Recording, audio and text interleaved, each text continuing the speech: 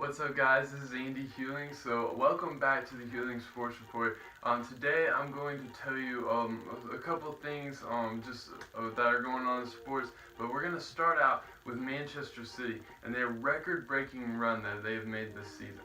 City have had an unbelievable start to this season with a record-breaking 52 points out of 18 games. It's unbelievable stuff. They have 17 wins, 1 draw, no losses, and a record of 44 goals in 18 games. 44. I mean, it's unbelievable stuff. City also have done well in the Champions League, where they clinched the round of 16 against Napoli, which ended up knocking Napoli out of the draw. And Napoli is first place in Serie A, which Serie A is in Italy, is their Italian league, and Napoli is first place in the league. I mean, it's unbelievable. Like, they're slaying the Giants right now. And then City have had the best start to the Premier League of all time. They've broken the records of Chelsea from last year and Arsenal in 2004 and 5. If City wins all their games and does not lose, or they draw a couple games and still don't lose, City will break the record that Arsenal set in 2004 of going undefeated and not losing a game. Arsenal was known as the Invincibles back then, with Thierry and Henry, which was one of their best players ever, and Arsenal did not lose a game that season. City is 11 points clear of Manchester United at the top of the table, and they also have beaten everybody, including Man United, in the season. They've beaten Tottenham, Liverpool, Arsenal, all the big teams like that. So City have had an unbelievable start of the season, and right now it looks like they've got one hand on the trophy. Okay, so we're gonna get into a little bit of NBA. So the big story, that's been going on for a couple years now is the Ball brothers. And if you don't know who that is, well, you probably should, because they're kind of a big deal. But the Ball brothers are a family. Their dad, named LeVar, is pushing them all in the NBA. They started out in high school and moving up to college. Most of them, I think, want to go to UCLA. Lonzo's already in the pros. He's playing for the Lakers after being at UCLA for 1 year. But Lonzo and LeVar, I don't know. I guess you call them arrogant, or they're very cocky about their expectations for themselves. I don't know about Lonzo as much as LeVar, but LeVar is kind of just that he's like that little league dad that thinks his son, is the best player out there when really he's not. And this is not little league. They were playing in the NBA where you're playing with teams like the Warriors, the Cavs, the Bucks, the Rockets, the Spurs. You're playing with the superstar, and you think your son is the best there is. And he says that. I mean, he says he thinks he's better than, LeBron or whoever, the Warriors or Steph Curry. I mean, come on, really? Like, did you see what LeBron did? Have you seen what LeBron's done and what Steph Curry's done, and Kevin Durant and Russell Westbrook? Like, I really don't know where to go with this, but so, his younger son, LiAngelo was supposed to be playing for UCLA this year, but he gets arrested in China for shoplifting Louis Vuitton items. Like, come on.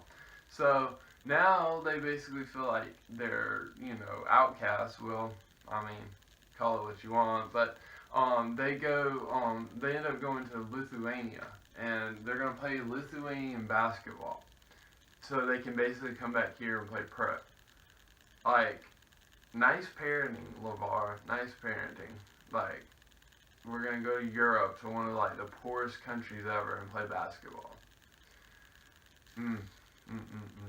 But, yeah, so it's kind of a crazy story, but I will say, okay, so Lonzo last night beat the Rockets, and I was sort of impressed. It was more kind of the other players on the team that did it, but Lonzo did block James Harden, the Beard, and, the Beard always wins as we know.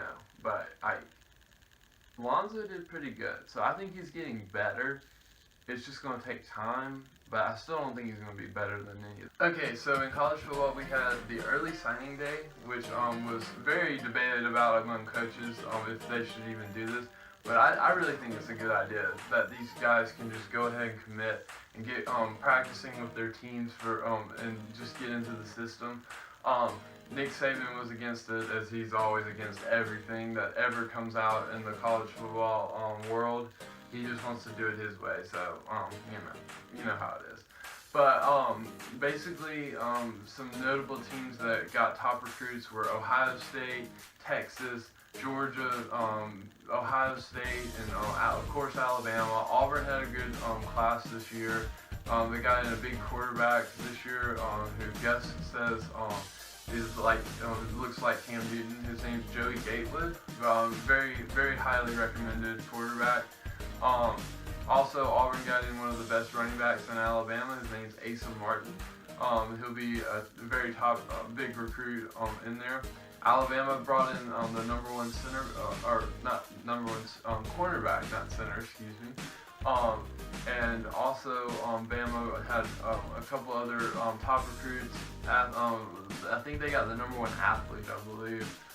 So Saban's always, bringing them into Bama, making them drink that Kool-Aid. But yeah, so it was a good day around the SEC. Also, Florida had a big class. Florida. They brought in a quarterback that was supposed to be going to Ohio State, but he ended up going down to Gainesville because Florida needs a quarterback desperately.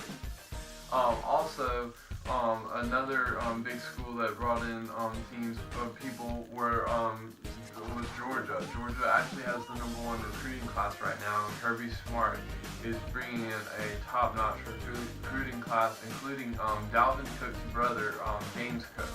A running back who was a dual threat guy out of somewhere in Florida. I have no idea, but he's somewhere in Florida. So yeah, it was a good day for recruiting. Okay, and the last thing we're going to talk about today is some bowl games. We got a couple bowl games this weekend. One of them is the Popeyes Bahamas Bowl with UAB for you Birmingham people up there. UAB's going back to a bowl game for the first time in some long time, I know that. But yeah, so UAB's got their football program back, and they're in a bowl game playing Ohio in the Bahamas Bowl. That'll be a pretty good game. I think UAB can pull it out.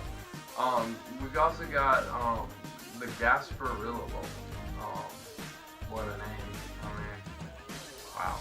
But I don't even know what Gasparilla is, so we'll just see. But and then also we had a couple bowl games early this week. One was the Sharabundi Tart Boca Raton Bowl, which that's a tongue twister just to say if you even try. And it was FAU basically playing in their home stadium against Akron. Shout out to Terry Bowden, our old coach from the 90s at Auburn. But they got, the FAU basically killed them. Like, Lane Kiffin, he looked like Nick Saban out there, just running up the score on them. It wasn't even fair. But, yeah, so I really don't know why they name these bowls the way they do. Like, to me, the only bowls that make sense are like the New Year's Six, because you have like the Chick-fil-A Peach Bowl, Rose Bowl, Orange Bowl, Sugar Bowl, Cotton Bowl. Like, they're one letter then bowl. Like, easy. But like all these other bowls, we have like the Dollar General Bowl, the Bad Boy Mowers Gasparilla Bowl. Like, that is a tongue twister to say. How on earth are you supposed to say that? And then you also have like the Little Caesars Bowl. No. Then there's one like the Buffalo Wild Wings Citrus Bowl. Like, I'm not going to waste my breath saying that. Just let me say Citrus Bowl. Let me say the Gasparilla Bowl. Just one letter terms will make it so much easier for all of us here. Okay? But yeah, so it'll be some good games. So enjoy your weekend of football, and thanks for watching this show.